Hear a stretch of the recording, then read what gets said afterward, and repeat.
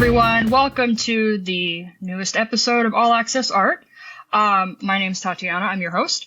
I am the event director at Comic Art Fans and owner of TD Art. Happy to see you all again today. Today I have a guest who is a new friend, somebody I can't believe we weren't friends before. Super excited to have him on the show today. So we have Jeremy Buzesh, who is a violinist by trade. But when he's not performing, he's deep into his lifelong hobby of collecting, right? We all know who that is. He's been chasing Pokemon cards and comics since middle school, and over time that passion grew into something even bigger.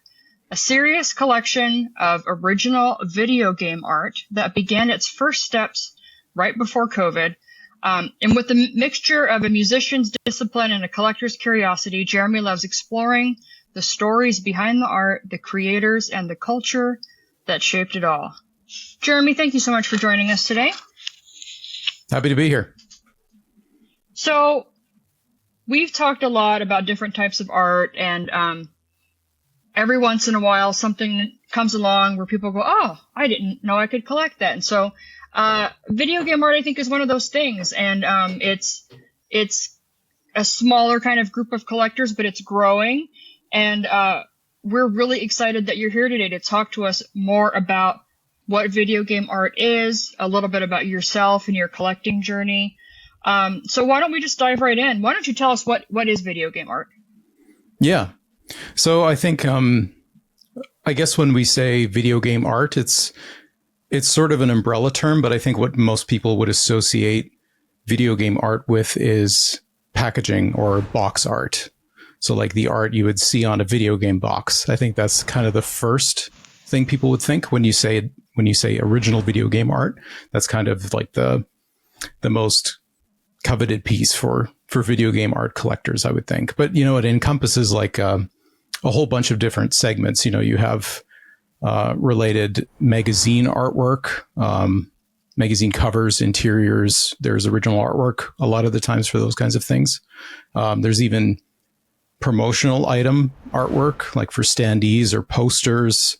You can get sort of into the nitty gritty with concept and design artwork from people who actually were on the dev team and maybe did sketches or things like that, or concept paintings or whatever. There's also artwork for arcade machines, which can also be really interesting. And even something like a video game novel adaptation can have a cool painted cover. So I think there's, it's a very big umbrella term when you start to understand just kind of what it encompasses. So there's a lot of different aspects of it, whereas people might just think, okay, it's a video game. They're just thinking about the game and the art in the game, but it's way beyond that. So anywhere where the game was promoted or any other kind of tertiary product related to that game. When you were talking about magazines, it makes me think, I know one of the big collecting segments for magazine covers was the old Nintendo Power covers. So yep. I know that's a large segment. Collectors nowadays might be like, magazines, what they print those? So what's that? Yeah. I know that there were some other ones as well, but I know that's like a pretty common collecting area. What areas do you think are the easiest to collect in video game art, and what's the hardest? So you mentioned kind of some different categories. Are there areas that it's easier to find some things than others? Yeah, I guess if I had to pick something that was like easy, maybe I would say artwork for more ancillary materials, like let's say a Sonic the Hedgehog comic book series or something.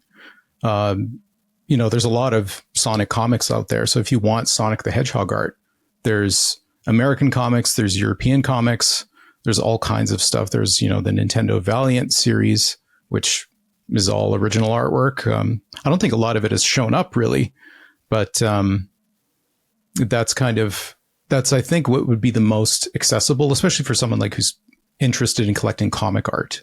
I think for my own purposes, I drew a little bit of a line in the sand when it comes to sort of ancillary material. So when I do collect comic book artwork related to games, I sort of stick to comic books that were one-shot promotional items, like something that would, you would do a pre-order and then they would give you a free comic book or something like that. There's a famous Maximum Carnage promo book. There's one for Daikatana that Mark Silvestri did, which I have the art for. It's not out, but there's also another one that probably a lot of people would recognize, and that would be the, let me just see here.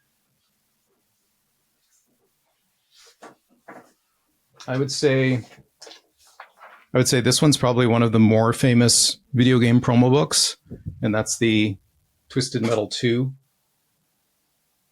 cover artwork. So that's kind of like, for comic collectors, it's one of those ridiculously rare grails. They only printed 100 copies and they were giveaways in a magazine. And I think only, half of that lot made it out of the print shop. But it's published by DC, which is kind of cool. Mm-hmm. So those would be stuff that was directly related to like the release of the game or the promotion of like when the game first came out. So I ordered a collector edition and that came with a comic book, or like you said, promotion weekend. If you're one of the people who camped out in front of, GameStop all weekend or something, you would get, that copy with your pickup. That's right. Versus the, we like these characters, we're going to create just a comic book series based on them, like not as tied to it. That makes sense. Yeah, that's right. It's a little bit, it has sort of a degree of separation. Maybe fairly or unfairly. It's never appealed to me as much, just because I like the kind of direct relationship story. Like, you pre-ordered the game, you got this cool comic book to go with it. Well, and the thing is, people should know that this is Jeremy strictly just talking about his personal choice. It doesn't make it, any more or less. Like if you're a collector and, let's just say your Sonic is your thing. The comic book art can be a lot more accessible. I know the comic book, we have so many issues of the comic book and spin-offs and different types of things. So it's a lot more attainable to be able to get pages from that book. So there's absolutely nothing wrong with that. But everybody has their niche, right? Their category of, I just collect this thing, or like you said, there's that line, right? For you, that's where the line is. Yeah. And it kind of like, the comic stuff is in a way sort of a gateway drug. It's like, oh, well, if I can get Sonic comic art, maybe there's like a cool piece from like Greg Martin or something, who did tons of Sonic artwork back in the day. Mm-hmm. What do you think is the stuff that is the hardest to get, kind of just categorically related to games, stuff that's either the hardest to get or things that people might know just don't exist? I would think that would be the box art for sure. Firstly, it's mostly unknown, like in terms of, only now in the last 8 years, we're really documenting what artists did what. Before then, it was really just kind of a bit of a crapshoot. You would just kind of look at something and be like, oh, this kind of looks like that guy's style. Like maybe I should ask him if this is his work. And, we're still working to kind of catalog and identify every single piece of box art. And we've made really good headway, especially one of the admins in the Facebook group. He's really he seems like a spreadsheet guy. So I think he's really good at keeping track of everything and kind of documenting it all down. So nice. We've made a lot of strides. But before we'll that, be talking about the Facebook group in a little bit, guys. So don't worry, it's coming back around. Yeah. Go ahead. Yeah. Sorry. Yeah, I was just thinking back to sort of when I started in this area. You basically just kind of looked for, old Illustrator websites or things like that and say, hey, I like your work. Have you done anything related to video games? And, most often the answer is no, or the answer is yes, but I never got it back. Or on the rare occasion they would say yes, and I might still have something in my closet or, storage somewhere. And that's like, oh, okay, now we have something, Mm-hmm. Yeah, I think there's an interesting parallel, even though it's a very different time period. There is an interesting parallel to comic book art. There was this, and I've talked in previous episodes about Neil Adams, changing the comic book industry as far as artwork and things like that. But a lot of these, these things all fall under what we would call production art, right? This art that's created to produce a product. So, for a long time in comic books, the art wasn't seen as this collectible special thing that artists got back and then would sell. And so it sounds like there's absolutely a parallel here as well with video game art, that people didn't view it as something that others would want to collect or buy or whatever. So that the market certainly wasn't intended from the beginning. So a lot of this is trying to go back, and like you said, find things. Do they exist? Mm-hmm. Did they ever exist? Were they sold? Were they given to somebody's nephew? I mean, they could be anywhere, right? That's right. Yeah. And so many pieces were lost to time, a game company, it kind of feels special to own in a way, because it feels like you shouldn't be able to own it. It feels like, oh, this should be owned by, some company somewhere in an archive somewhere. But a lot of these companies, it was kind of boom and bust back in that day. So you would have companies like Atari who commissioned and retained a lot of original artwork for their games. When they closed their offices, they were throwing things in the trash, and a lot of pieces were just gone. And there's Ocean Soft. The same thing happened in the UK with Bob Wakelin, who's another really renowned game artist. He got a call, and they were like, "Hey, they're tossing all your artwork in the dumpster. If you want it, you better come get it." So I think he ended up rescuing like 80% of what was there, but who knows what was lost. I mean, I know people used to go dumpster diving behind Marvel and DC Comics because they used to toss stuff. So it's crazy. You'd think that people would have learned that people like to collect stuff, but I guess it's the same idea. Oh, we don't need this. It's just pieces of paper or whatever. Yeah, and right? it's a factor of time. It's like only in hindsight is this stuff really precious. At the time, it's just kind of a means to an end in some ways. Mm-hmm. Commercial artwork. So before I jump into my next question, you talked a little bit about kind of where the line is for what you collect. Why don't you show us a couple things? You showed us one thing so far, but I know people are excited to see what you have. So tell us a little bit about some stuff. Yeah. Well, why don't we start with some of the primary association stuff like box art. So I have a few things here. So one thing I like about collecting video game art in general is that it encompasses so many different styles of art. You can have full paintings. You can have oil paintings like from Boris Vallejo or Julie Bell. You can have comic book style covers. You can have anime style covers like painted cells, or in the post-digital age, you can have, line art that they digitize later. So there's a lot of different styles. So I tried to pick a few things that kind of just show the difference. But the first thing is, any video game collector will know this as kind of one of the rare games to be had. It's a Kid Clown for the NES. Wow, very cool. So this one, when I framed it, I didn't want to spend like, $1,000 on a box. So I just, I bought a reprint on eBay. So tell us, who's the artist on that piece? That one is John Deerstein. I think that's how you say his name. But this one was part of a collection that a marketing guy had retained. So I bought a few things off him that he was able to dig out. So that's how I got this one. Very cool. Yeah, guys, you never know where you're going to find art. Art is in the weirdest places. So I love when things get unearthed. It's always really fun to see. Yeah. And since we were talking about Neil Adams kind of changing the industry, here's what I believe is his only box cover that he ever did. It's American Gladiators for the NES. Wow, I remember that game. Yeah. Not the greatest game, but that's okay. No. The art is great. Yeah. So this is Neil and Rudy Nebris. Very cool. Yeah. And this one, I think I remember the story. I had asked about it in 2020. And I think I got an email 4 years later from Jason, his son. And he's like, "Hey, I know you asked about this like 4 years ago, but it turned up in a drawer and we didn't know what it was until someone identified it." And yeah, so they were kind enough to give me first crack at it. I was very, very happy about that.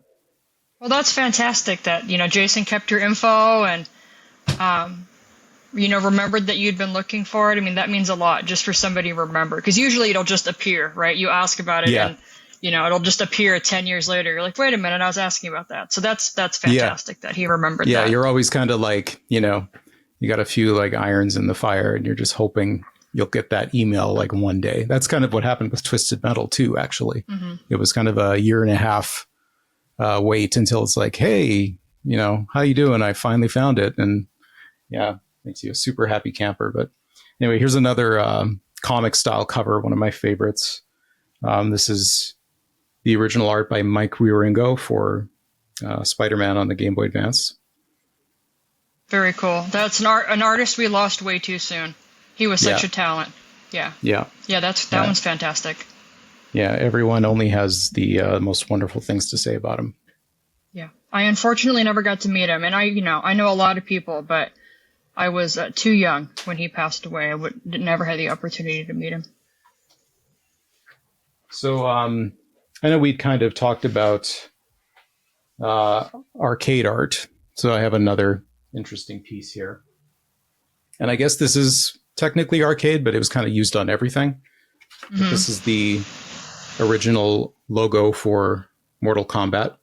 And this is the ink painting that was directly printed and made for the arcade cabinets for the bezel and the sides and everything. Mm-hmm. So this was the very I think first. That's one of those iconic images that people don't even consider that something like that actually exists. Yeah. Yeah. And you can show, most people this and they're like, oh, I know that, what's it called? It's that fighting game. Yeah. And where did you get that piece? That I got off, there was a collector who'd bought it from the artist, I think back in 2019, something like that. But he was in a rough spot and he was going through, some stuff, and he had to sell a bunch of his collection. And so we were able to make a deal for that. Otherwise, it's kind of one of those things where you see someone's already got it and it's like, okay, I'll probably never see that again. But, sometimes it happens and you get a chance at it.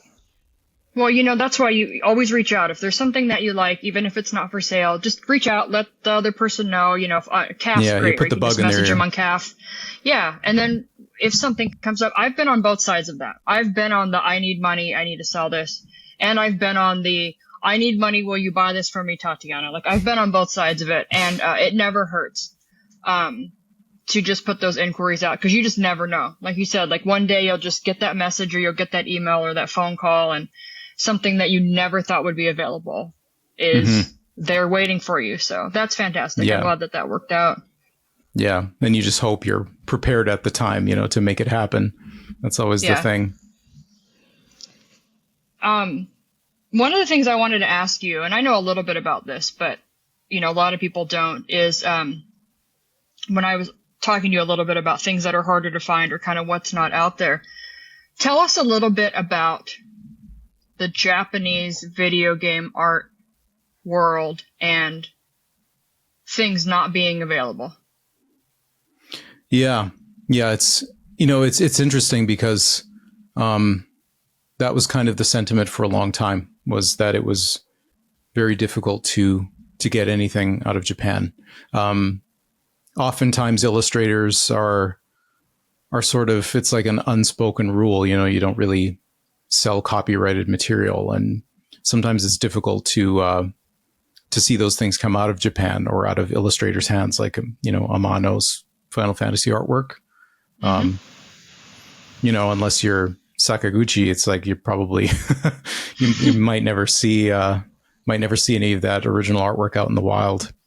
But there have been some collectors in the group who have attained things, some paintings and from some very famous illustrators. So there's some headway there, which is really interesting. There's some more Japanese artwork kind of making its way into collectors' hands, which is really interesting. I think if you're someone who wants Japanese game artwork, it's often more realistic to get art that is done by an anime studio. So something like let's say that, well, I actually have something I can show to that regard, but something like Full Metal Alchemist, which has several video games. And the anime studio made the Hanken, the copyrighted image artwork for those games. So because it's anime studio artwork, oftentimes that itself makes its way into the collector hand because, you know, they simply run out of storage and stuff has to go. And so a lot of that artwork has made it into collectors' hands. But this is the piece I was going to show for that. So it's interesting. You know, we talk about box art, but, you know, there's disc art. So, oh, yeah. So this piece is the younger brother of the two, Alphonse. And so, yeah. So this is the final Hanken line. And underneath there's a Genga as well, which is the design artwork. So it's a little rougher, mostly the same. But this is the disc where that's really cool. Yeah. So it's kind of like another little, you know, interesting segment where you can kind of nab a piece. And I had found the Genga for this, which is behind it. I won't take it out, but it appeared for auction in Japan, and I was lucky to win it. And then I met the guy who had bought the final lines at a heritage auction. So we were able to make a deal. Now I have the design and the final lines together. Nice. Yeah, I have a Doga for an anime that I'm not going to say because I don't want people being like, I'm going to try to get this and sell it to her. But it's in an auction right now, the sell, because I had the Doga. I got it from a friend a long time ago, and as I was going through the auction, I'm like, wait a minute, that's the painted cell that goes with my Doga. So we'll see if I can get it. Pair the two. Doesn't often happen, you know.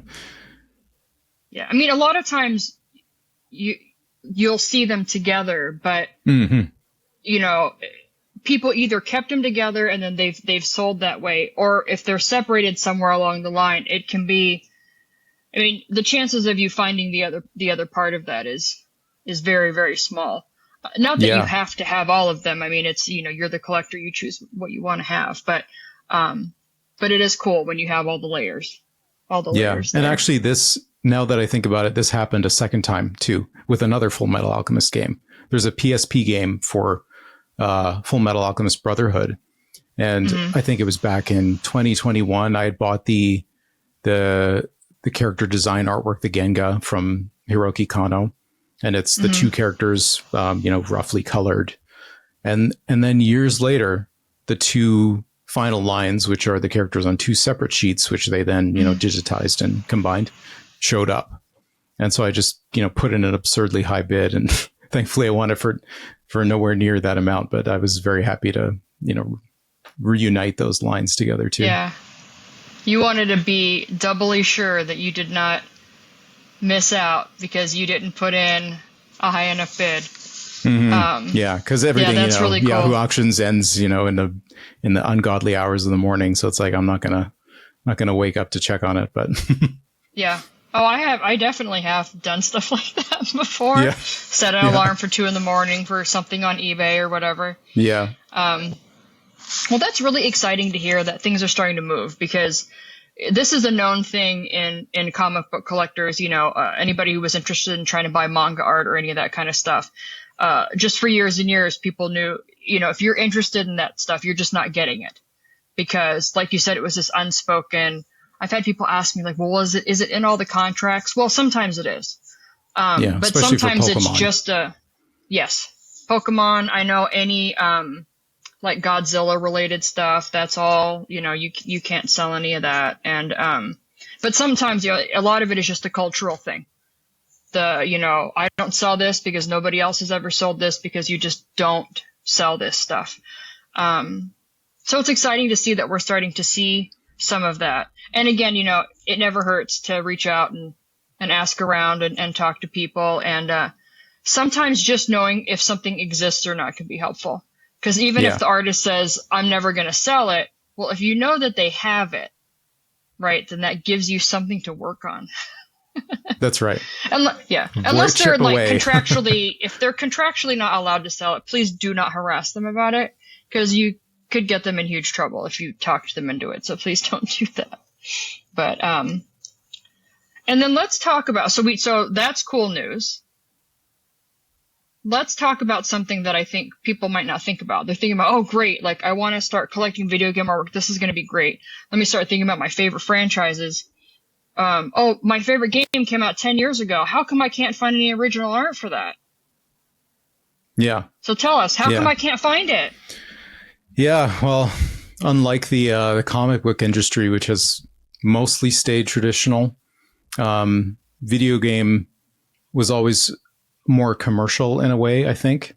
So as soon as marketing companies started latching onto the ease of digital art, the industry pretty much converted from, I want to say, like the mid to late 90s. Pretty much everything after that is digital. You know, like you look at most Nintendo 64 covers, you're looking at computer images.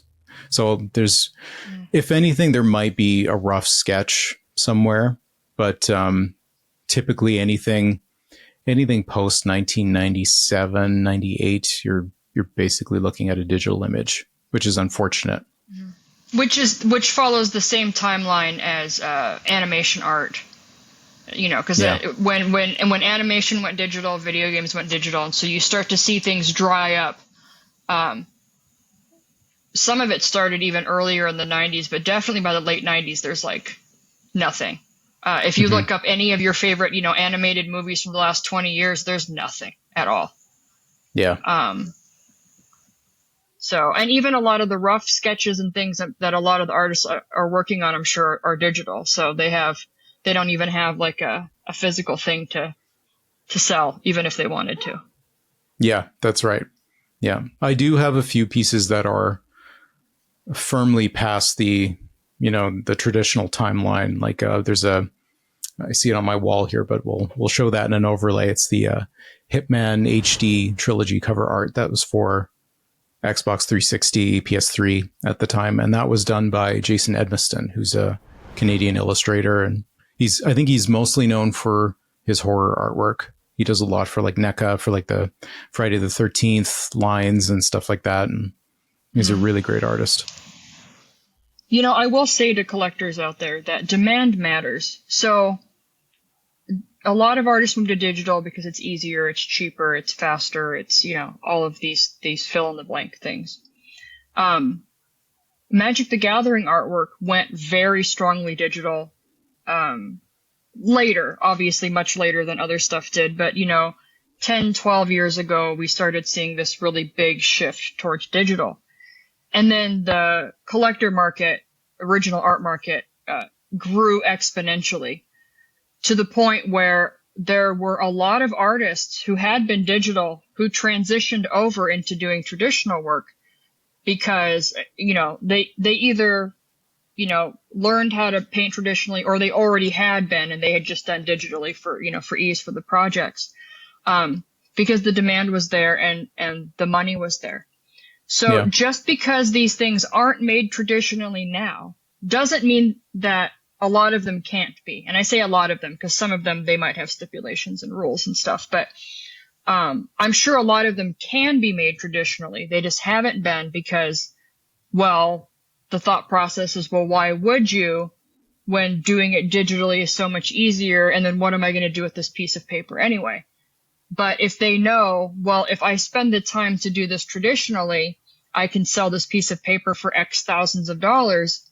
Now it's worth the time and energy for them to do that work traditionally, because they can still do all the digital things with it. They just have to scan it in. So it doesn't hurt them. It might just change their process a little bit. So, you know, there's potential there. Yeah, absolutely. And I met an artist recently who has done a traditional game cover for quite a renowned series. There's a new game coming out at some point next year. And he told me, he said about 12 years ago, he stopped doing digital art. And it was mostly because it was taking him more time than actually doing it traditionally. And because he also wants the revenue stream of having traditional pieces to sell. But he kind of likened it to the fact that he would obsess over small details that didn't really matter. He'd spend like too much time, perfecting an eyeball or something. It's like at the end of the day, it doesn't really matter all that much. And because of his kind of OCD nature, it was a burden to his process a little bit. So he does everything traditional now, and it's really interesting. And it's interesting because I think like maybe the barrier of trying to tweak and fix it in traditional is more work than it's worth, versus the digital. He could just kind of sit there and just mess with it forever and ever. Forever. That's funny. Yeah. It's never done. Yeah. That's funny. I love that. And he knows himself, and I like that. I like that change. Yeah. Very self-aware. That change a lot. Yeah. So like collectors, get out there and make it known that you want these things and you're willing to spend money on it, and see, because I have seen an industry change in a very short period of time. It can happen. So I've seen it happen. You just have to those numbers and things have to start to show where people see that the demand is there for it. Yeah. And I think the industry can move to that direction, because the importance of box art back in the day was, it was everything. You didn't have YouTube or social media, or, you'd have magazines and stuff, but, they would mostly be relying on kids saying, I want that one. It looks cool. Nowadays, box art is not, it's kind of not the primary point of interaction with, someone who's going to buy your product. It's all the marketing they do beforehand, the YouTube videos and reviews and all that. So, I think if marketing companies kind of gave a bit of leeway for a lot of artists, that we would see a lot more traditional pieces being made. Yeah, that's a really good point, because that what's on the box doesn't really matter now like it used to, because you are often planning to buy it, a game way in advance, and you're, pre-ordering it or whatever. It's not, like you said, it's not that. I mean, it still happens, but the frequency of the kids standing there looking at the whole wall of games and picking out the one they want is just not at all what it used to be. And so that competition for that retail shelf space, is a lot less relevant than it was, in the 90s, when, 90s, early 2000s, when, you would just go in and look at the wall of games, and that's where you got everything. And, sometimes you didn't even know a game existed until you went and looked at it in there. Oh yeah. It's not like you were finding out about it otherwise. Yeah. Yeah. Sometimes I still see like an NES game and I'm like, have I ever seen that before? It's like, it's one of those things. There's so many hidden gems and things on all these consoles. Yeah, and it's not like now where it's so easy to know everything. Here's all the releases that are coming out this year, and here's the days they're coming out. And there was something was pushed back. Information wasn't available like that before. So it was just what you happened to physically see, or what happened to be featured in a magazine. If you happened to read the magazine, right? Because then there's all that too. It's not like you would just get kind of your Reddit updates or any of that kind of stuff on games. So it's a completely different world. So it's interesting because they have to market things completely differently now than they used to. Do you think AI and AI art, I'm going to put art in quotation marks because I don't think it's really art, but AI art, and a lot of the struggles and challenges and arguments and things around that, do you think any of that might change or incentivize people to do more traditional art? I would say yes. And, we've already seen a big scandal of a Disney artist being let go because it was discovered he was using AI in his artwork. And, if these companies want to get their money's worth and know that they're getting human creation, I think traditional art is really the way to guarantee that. You can't really fake brush strokes and those kinds of things. Yeah, it's interesting. I wonder if we'll get to a point where there have been several companies who have either outright said, we don't accept this kind of art, or ones that are, maybe haven't outright said it, but are following kind of in those footsteps. And it'll be interesting to see if we get to a point where kind of showing your work is required, right? Like when you're a kid, well, how did you get that answer in the math question? You have to show your work. It'd be interesting to see if it gets to that. I mean, I've certainly seen a lot of cases of people being accused of doing AI or other things. And it is certainly a lot easier to show that you did not use AI if you have progress shots of physically working on something. Yeah. Yeah. Yeah. And I mean, even though it's a skill set that takes incredible practice and dedication, at the end of the day, it is a second revenue stream for most artists. So I think there is incentive in that regard to begin learning more traditional techniques. Mm-hmm. Absolutely. Yeah. And I think for collectors, our job as collectors is to show artists that their art matters to us. Yeah. And put your money where your mouth is, right? You have to spend the money. You have to encourage that in a lot of different ways, and show them that they need to start moving into that direction and why it's a benefit to them. Mm-hmm. But it'll be interesting to see with AI, because I don't know. I think it could go either way, but I think we are starting to see more people value traditional art more because we are getting hit over the head so much with AI art. I mean, sometimes I'll just, watching, streaming, and then like a commercial will come on and I'm like, that's AI. Yeah. Yeah. And we're already seeing videos that you can't tell sometimes. Yeah. Yeah. Sometimes you can tell, but they're getting better at, they're learning. Mm-hmm. They know what it is that we see that shows us that that's AI. So they're changing those things. So I think that's going to make people more and more value traditional art, because there's something about us where we really desire that, something that's created by another human, versus just kind of, pumped out of a machine. Yeah. And I think that applies too to my field of music. Sometimes, it's like, you can't replace live music yet. Like maybe there will be Android someday, but at the moment, live music is a way to guarantee you're hearing something human, Yeah. Oh, absolutely. I think any art, watching a play or a musical in person, I mean, any of that kind of stuff, right? Like, AI is not doing those practical effects on that stage when, whatever's happening in that play you're watching.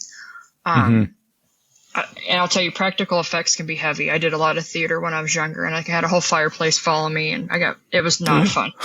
So I was okay. It's not like it's a real fireplace, but that was certainly not AI. That was a real thing that fell on me.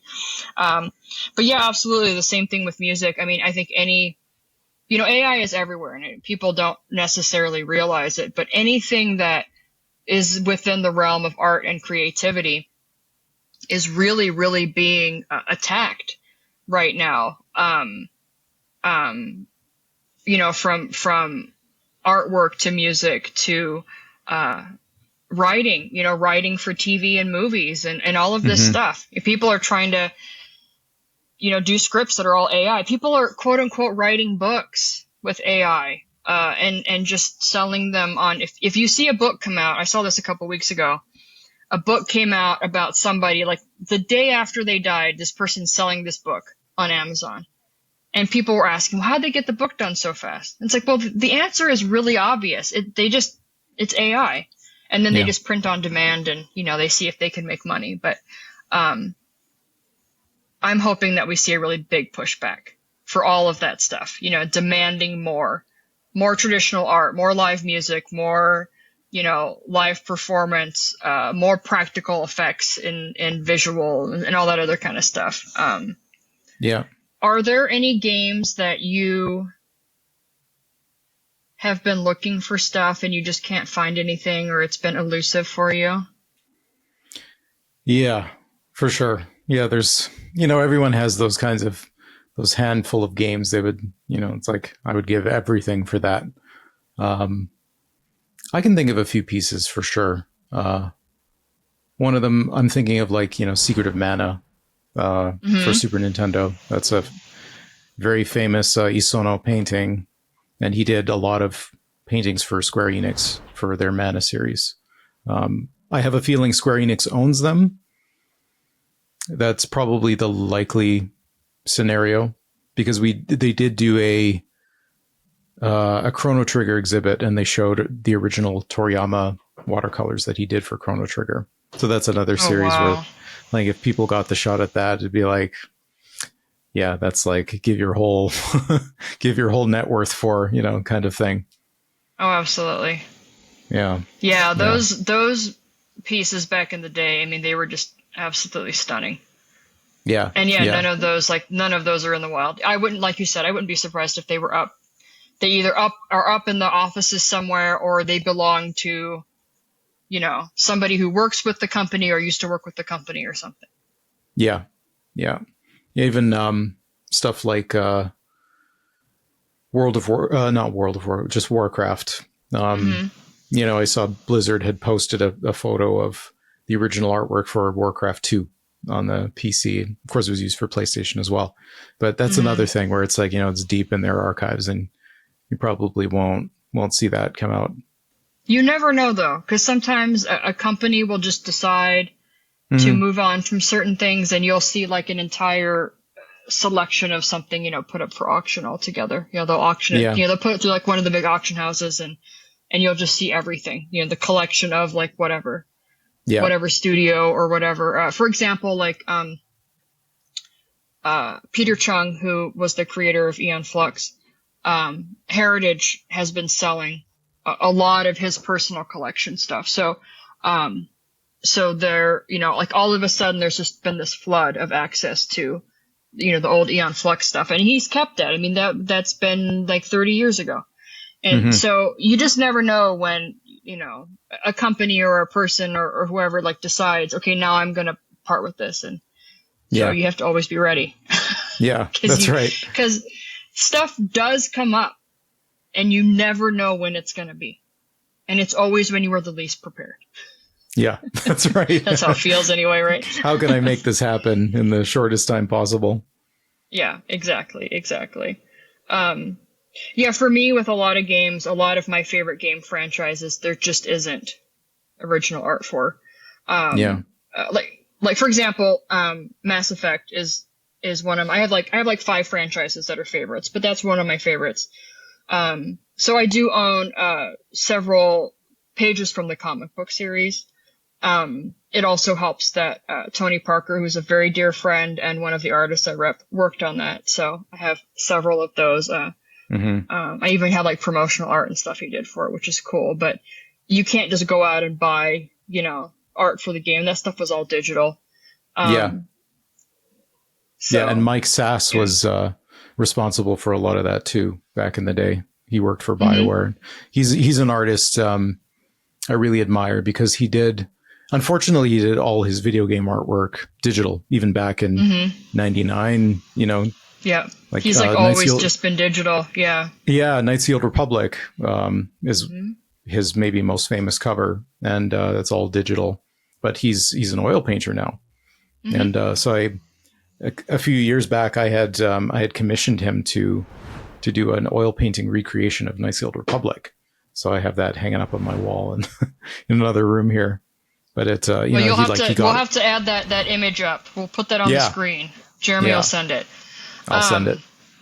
Yeah, Mike has done Magic cards too. Yeah. And so I remember a lot of the discussion in the, collector side of things when he started to move to traditional, because he was one of those guys, like essentially his whole career, he's been all digital. And it was always one of those, I wish this was traditional. I wish this traditional. Knights of the Republic is a huge, I was in college when that game was really big, and I cut way too many classes, like being up all night. I'm still playing, my biochemistry class was of course always like my 8 a.m. class. I'm like, oh, okay, I guess I gotta go to class. I don't want to go. I'm still playing. I literally dropped the controller when I found out I was Revan. I know. I feel like that's a spoiler I can give. This game is very, very old at this point. It's 25 years old. I old. literally dropped the controller. Like, usually with games, I can kind of figure out, I'm pretty good at kind of figuring out where things are going. That game, I had no idea. Literally dropped the controller. Shock. Like, couldn't believe it. That game was so good. It is maybe one of the greatest stories in video games of all time. And that writer, Drew Karpyshyn, he also, I think he had a hand in Mass Effect as well. He wrote, the Darth Bane Star Wars novels, which is a trilogy, and it's fantastic. He's such a good writer. And, I think having people like that working on these kinds of games was just so special back then. Yeah, absolutely. Yeah, that's really cool. And I guess that's a great point to bring up too. I mean, you can always reach out if you find the artist who did a piece and it's digital.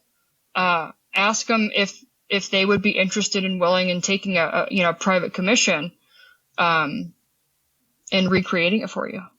And, usually offering more money increases your chances of getting something.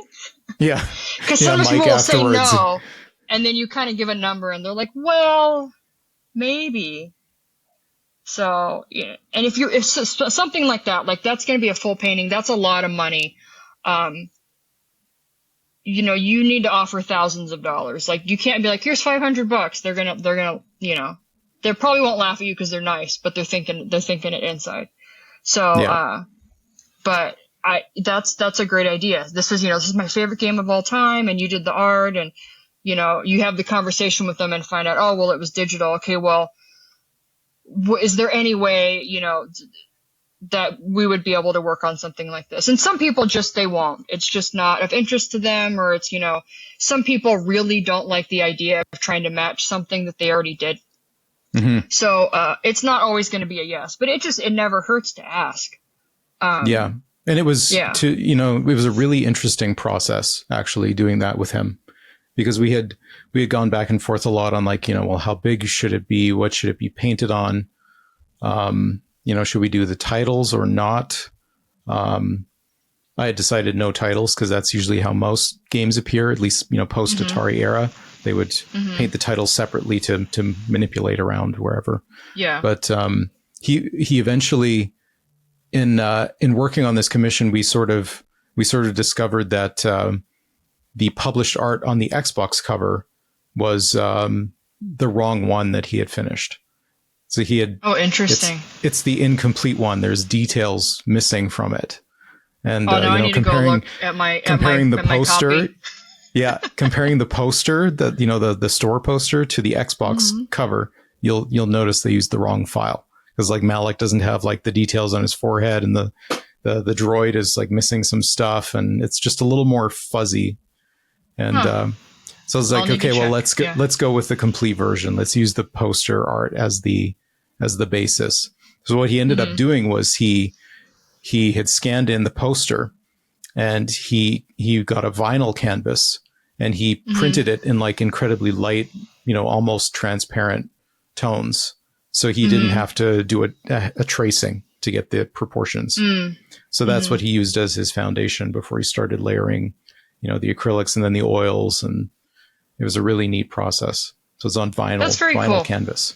Yeah. Yeah. And it looks, and I love that he had you involved in that process too. So from choosing it all the way to knowing how he was working on it and what he was doing, like that's really cool. That behind the scenes stuff that, we as collectors, we just hardly ever get to see. That's really cool. Yeah. And it's funny because we didn't do the titles in that commission. I don't think most people realize that the Star Forge is behind Malik, taking up the sky space. So it's like when the titles aren't there, it's like, oh, the title. Yeah. Yeah, exactly. Yeah. So not having that there kind of reveals a little more, which is interesting. That's really cool. Yeah. And the thing is, if you ever wanted to have titles on something later, I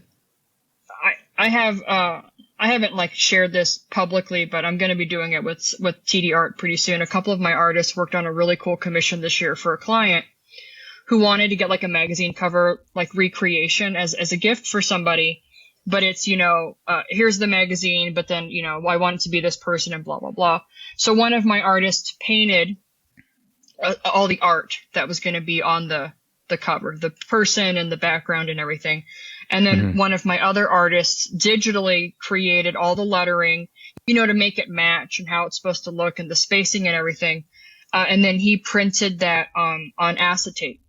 So it's an acetate overlay. So you have the Mhm. painting of the cover, and then over it, you line up and you have the acetate over it. Because that's how it would be if they were, when they're doing the game anyway. Like it's two separate things, like you were saying. It's the painting and then the lettering. They kind of, they layer it. When I say layer, I mean like digitally, like Photoshop layer. Just Yeah. letting people know so they're like layer.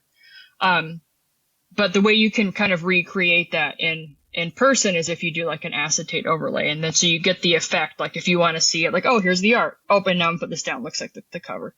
So that's one way that people can do it if they want to. Also, not all artists want to or interested in or can do lettering. So don't ever assume that either. That's a very different skill set. Yeah. Yeah. So make sure that's all part of the conversation, because you don't want to get your painting and be like, well, where's the lettering? Like if that's something that you thought Yeah. you were going to get, right? Yeah. Yeah. Right. Mm-hmm. So you want to make sure you have that thorough discussion. Yeah, that's really cool. So what size did you end up going with? I think that one is 22 by 30. So it's Oh, wow. So pretty you went like full substantial. poster size. Okay. Yeah. Yeah. He's like, we probably could get it even more detailed if we went a little bigger, but I'm like, well, I I only have so much money, and everything just gets exponential after that. And yeah. Yeah, that's true. Yeah, I'll have to talk to you offline about like some of my favorite franchises, and if you know the artist who did stuff, so I can be like, excuse me, Do you have anything? I would love to pay you to recreate this for me. Yeah. Yeah, because all of my stuff, look, I have stuff I love from when I was a kid. But the stuff I really would want to collect would be more like the RPG stuff I played when I got older. Yeah. Yeah. So yeah, that's the RPG stuff is a very common ask. When people are kind of looking to put their feelers out there to see, like they're getting their first pieces, like, oh, I'd love to buy, like Final Fantasy 3 or something. And it does exist, but, that's a very, you need to be pretty well stocked to get something of that nature, especially if a collector owns it. If it's in collector's hands and you're asking for like a primo SNES RPG, if you have something like that, it's great. If I was gonna get a Final Fantasy, if I could just pick one, mine would be Tactics. Tactics. I just have like a soft spot in my heart for Tactics. I know that is not the answer that most people give, but I would love that. I think the thing with RPGs, so when I had Seth on, when we were talking about the Igniting the Spark, the Magic the Gathering documentary, and we were talking about why is the art so popular and why does it speak to people? I think the answer here is exactly the same. And so when you're playing an RPG, you have a lot more connection to that character and that game and that world. Look, I love video games. I love all kinds of video games. I've been playing video games since I was a little kid. But you have a much stronger connection in games where you are really immersed in that world, right?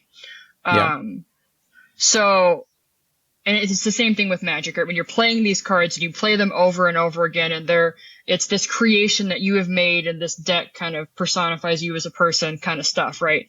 And there's that connection there. So it absolutely makes sense to me why people would ask about that more than they would about other stuff. Or in games where they become more connected to a character, right? Like Resident Evil, for example, right? That's a really popular kind of category of collecting. And because people liked the characters, got to know the characters, connected with the characters. And so they're more interested in that than, like a racing game or something where it's a little bit more impersonal. Yeah, it's true. Since you mentioned Resident Evil, I have some goodies here. So here's a magazine cover painting. And this is done by the Brazilian artist Rocco for this magazine back in '98. So he did a really quite accurate rendering of Dai-chan's artwork. which is the original artist who did the Resident Evil 2 artwork in Japan. I have a feeling that original is probably digital, but it is unconfirmed as of yet. And then one of my other favorite pieces is the novel cover for Code Veronica, the book. That's really cool. Yeah. So this is painted in gouache paints by Stephen Gardner. I got it quite a few years ago, maybe 2021, I think I got this one. But, he had it, he kept it all these years. And this is the only cover of the novel series that was traditional in any way. So the rest of them are all kind of digital mock-ups. But this one was hand painted. And I had sketched this one in high school when the book came out. I was deep into reading these books. And so when it came out, I was like, oh, that's so awesome. And I took it as my project in art class to recreate it in sketch form. So it's pretty surreal to have the real thing. Yeah, so that one really means a lot to you. That's fantastic. Yeah. And there's not a ton of artwork for Resident Evil in general. I do have another painting. I can send you an image of it. It's the Ultra Game Players magazine cover by Gary Rudell. And it's a lovely 18 by 24 oil painting. And it's Claire Redfield, kind of like her back's against the wall and there's a zombie around the corner. And it's one of the few traditionally painted pieces from Resident Evil that someone could get. So I was very happy to get that one too. That's really cool. Yeah, I think one thing I wanted to touch on that I was thinking about after the fact is we're talking about the types of art that you can get. You don't see this too terribly often, but as many of you know, I rep Ryan Otagawa, who has done a lot of comic book work. He's done a lot of trading card work, and he's done a lot of video game and animation related work. He did a lot of work he's done some Resident Evil work, and he did some work for Twisted Metal. And he did storyboards, and the storyboards were all traditional. And so the Twisted Metal one I'll talk about because that was recent, so I remember that more in detail. So it was the different endings of the Jeremy, you know which Twisted Metal it is. Twisted Metal on the PSP. Yeah, PSP game. Yes, the PSP one. So the as a lot of video game people know, hopefully when you finish a game, there's a little story at the end. I hate games that just end and then go back to the start screen, and I'm like, but you got to give me something. So, a lot of games end with some sort of story ending. And so at the end of this PSP game, depending on which, because it's a racing game, so you're like a person, it's a person and their car. So there's the name of the person and the name of their car that they drive. And depending on who you beat the game with, you would get the ending for that character. And so Ryan did storyboards for not all of the characters, but a lot of the characters, like half of them. And so they take all the storyboard images, which are just simple sketches, and then they, lay those out. They can take different pieces and lay them out in different ways. As we know, with animation, it's similar where you might use the same image in a background in 3 or 4 different frames before you change it or whatever. So it's similar there. So you'll see different pieces on different pages, and then they're overlaid and put in there differently into the animation. So, those are very often done digitally, but that's another thing you can ask for as well is, if you're an artist who happened to work on a game and they do some work traditionally, storyboards are another thing you can ask. And tell people, I just love this game and I love your work and I'm interested in anything. Because the reason Ryan had those pieces for this long, because that's PSP, so that's old. Is it was one of those no one's ever going to want this. He didn't want to throw it away. He didn't think it was this is junk, I'm going to throw it away. But he just kind of stored it because he didn't think anybody would ever want to buy that. And we're talking about it. And I'm like, well, yeah, somebody would want to buy that. And they sold. I mean, I sold all of them in 20 minutes. I mean, it was, they went really quick. It went fast. Yeah. Yeah. So when you're asking for stuff, I mean, look, if you're not looking for anything like that and you just want box cover art or whatever, that's fine too. But if you just love a franchise or if you love an artist and you just want the opportunity to have anything, make sure they know that. Because if you just tell them, oh, I loved your work on, whatever game, they might translate that in their head to like, you want finished pieces of artwork. And things like storyboards or character designs, like all that stuff, that can be rough. It can be on 20 different sizes of paper. It can be 10 images on one sheet.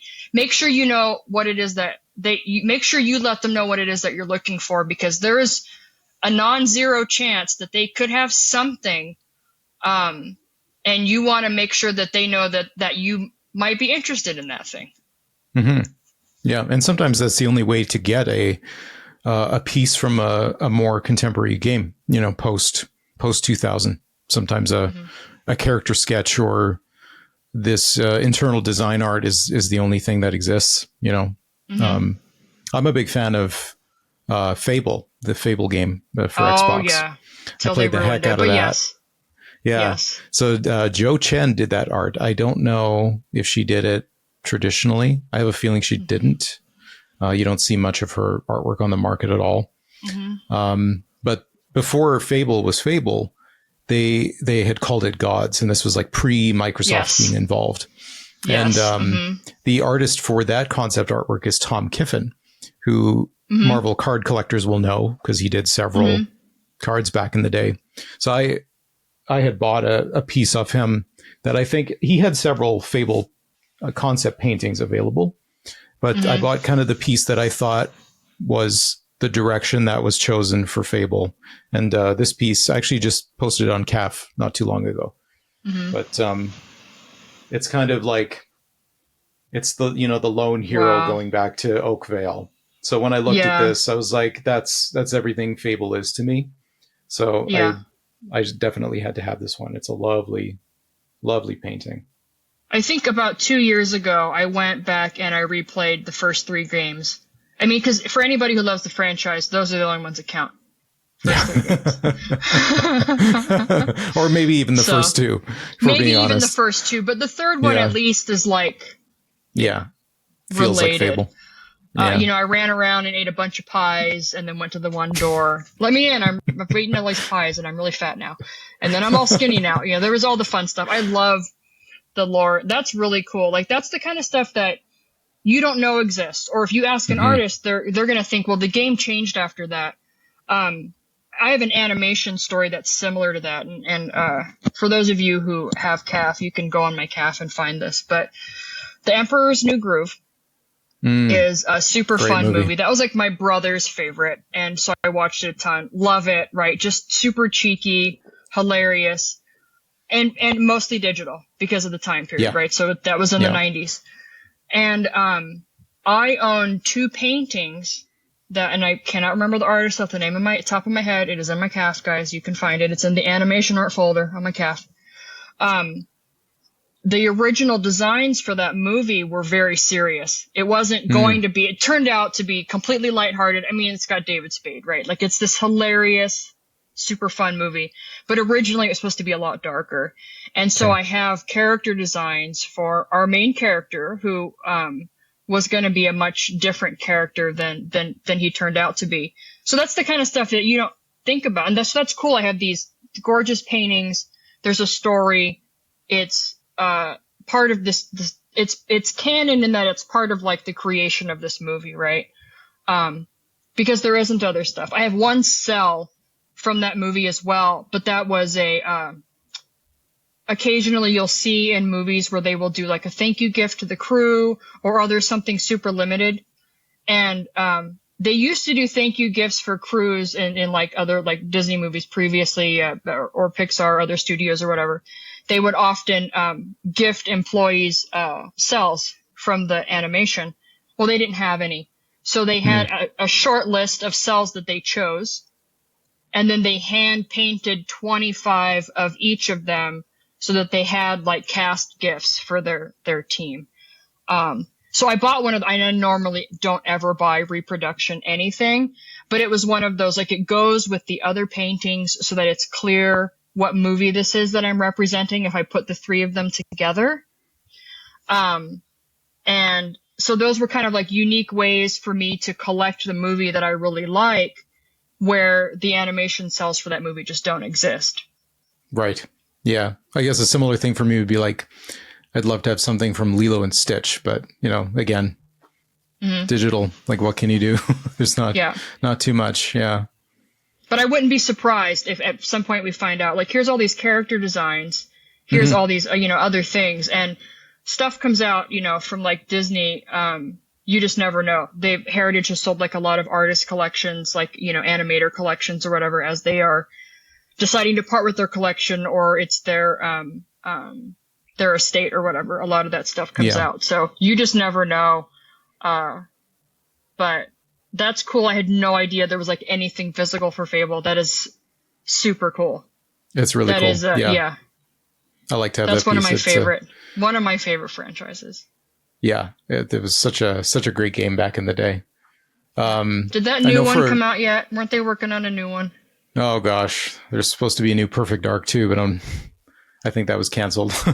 Okay. I know that they were working on it, and I saw some stuff for it, and it was supposed to be essentially one of those, like, look guys, we know we did you dirty in the last one, so we're like fixing it and making a good one. Even though we told them forever, we don't want multiplayer.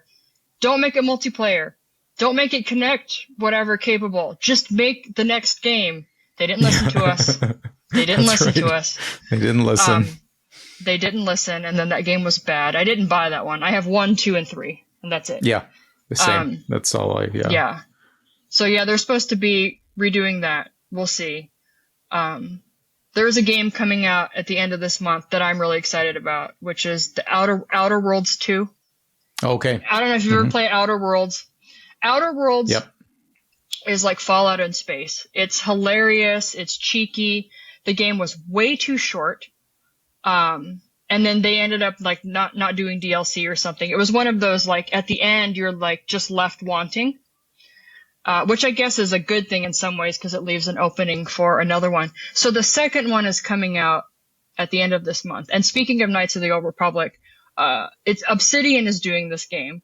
So it's kind of like Knights of the Old Republic 2, Fallout New Vegas. I'm just hoping that it's not glitchy. Yeah, that's their people. That's their MO. Yeah, so people who've played RPGs for a long time, Obsidian often does like the second game. They use the engine from the first game, and they'll do all this stuff. And it's just always been a joke in the community that they're both of those other games I mentioned were really glitchy.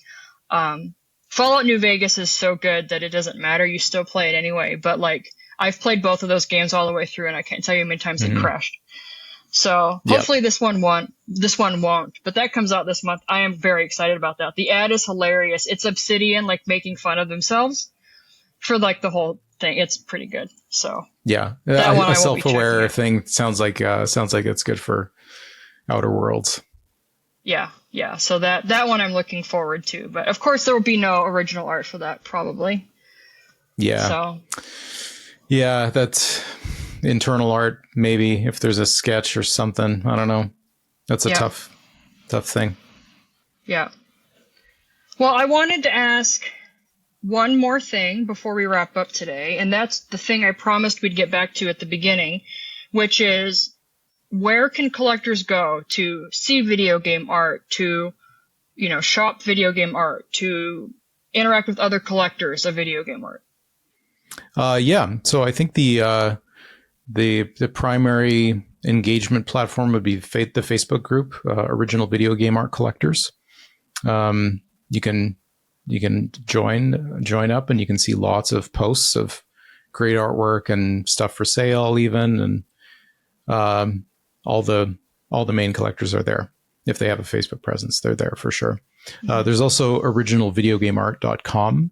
I'm not sure if the site is up right now. I think they were doing some work on it, but I'm sure it'll be up and running sometime soon. And you can create an account. You can post your collection there too. So it's kind of like a CAF style thing. And they have an artist database, so you can search by game or by artist, and you can see what artist did what. You can see their box art output and all those kinds of things. So it's a bit of a learning website too. Like there's some articles on like, what kind of video game art is collectible, what you can look for, what you can realistically get. It's kind of an all-in-one space. That's very cool. That's very cool. And of course, all of these links will be in the description below. So any of the stuff that we're mentioning today, just give a scroll down there after you like and subscribe. And you can check out the links for all this stuff. I'm in the Facebook group. I think it's fantastic. There are just some super smart, incredible collectors in there. Looking forward to getting to, meet some of them in person soon and dig a little bit more into that community, because it's, you'd think I've been doing this long enough by now that I wouldn't have that like surprise, like, oh, you can collect that too. Like, you'd think I wouldn't still get that, but I still do. Like, oh, duh. Yeah, this is another thing you can collect.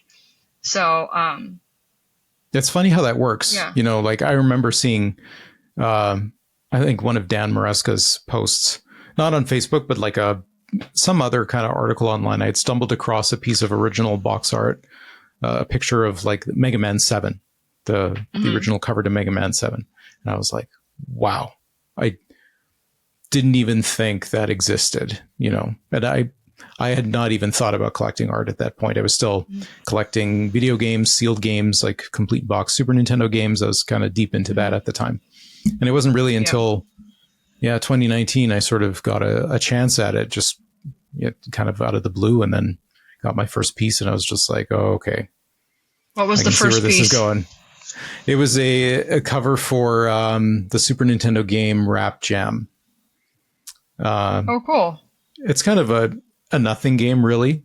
It's like a hip hop basketball game. There's a big white space in the basketball because they put a digital logo in there, but the rest of it is a painting, which is pretty cool. I don't have that one anymore, but I just remember getting that in person, and just the fact it was a Super Nintendo cover painting, it just like blew my mind.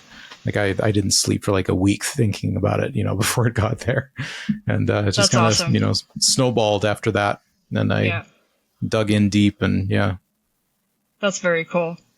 Yeah. And then of course, I would always encourage people to put everything up on CAF. I've been, we want to grow the types of art that people are sharing there so that we can have a wider variety of things. And I know there's some up there, but of course I would encourage people to put everything up there as well, so you can have that community piece that we have on CAF as well. Buy, sell, trade, all of that stuff with other collectors. And CAF was a really good resource for me too when I was first starting out. Like I got my Mike Rirengo Spider-Man piece from a collector in Italy who had it for years, and it was kind enough to sell it to me. So yeah. Yeah, there's a lot of comic book artists who have just like incidentally done video game stuff. And so you will find stuff on CAF that is not necessarily in the collection of like a video game art collector. They might like Spider-Man. Maybe they liked, liked Ringo's art, that kind of stuff. And then they just happen to get this piece. So you just never know what kind of stuff you can find in there. Just go into the search and search all your favorite games and different artists, and you just never know what will come up. Yeah, it's true. Yeah. Well, Jeremy, I want to thank you so much for joining us today and teaching us so many things. I learned a lot. That's one of the things I love about the show. I always end the show like having learned so many things. So I appreciate you so much for coming on today. We are hoping to get you to come to OAX one of these days, sooner than later. Oh, yeah. So hopefully everyone, you will get to see Jeremy's face in person soon. Yeah. Well, as you know, I'm sort of collecting, some cool comic art now, and I'm entrenched, let's say. Yes. We've brought him over to the dark side a little bit. That's right. So yeah. Yeah. All right. Well, thanks everyone. And thanks Jeremy again. And until next time, we'll see you all soon.